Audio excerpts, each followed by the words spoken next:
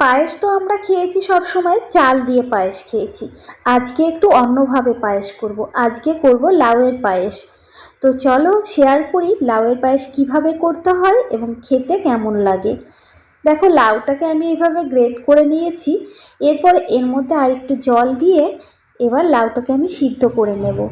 সিদ্ধ কিন্তু অবশ্যই করে নিতে হবে, না হলে কিন্তু এই লাউটা যদি দুধের মধ্যে দিই তাহলে দুধটা কেটে যাবে। সিদ্ধ করে ভালো করে জল ঝরিয়ে নিয়েছি।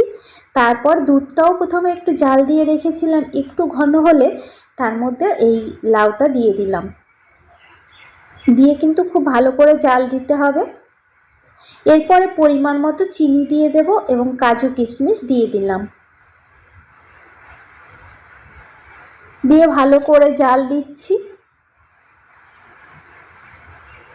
এরপর এটাকে ঘন করার জন্য আর একটু আমুল দুধ আমি আলাদা করে গুলে দিয়ে দেব।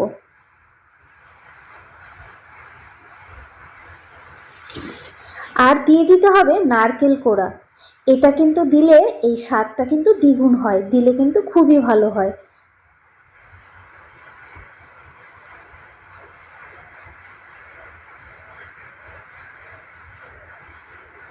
এবার দেখো, জাল দিতে দিতে একদম ঘন করে ফেলতে হবে।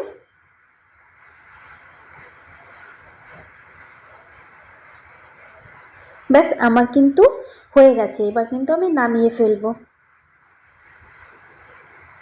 নামিয়ে নিয়েছি। খেতে কিন্তু অসাধারণ হয়েছিল, খুবই টেস্টি হয়েছিল। তোমরা কিন্তু বাড়িতে একবার চেষ্টা করেই দেখতে পারো তোমাদের কেমন লাগে। তো আজকের মতো টাটা।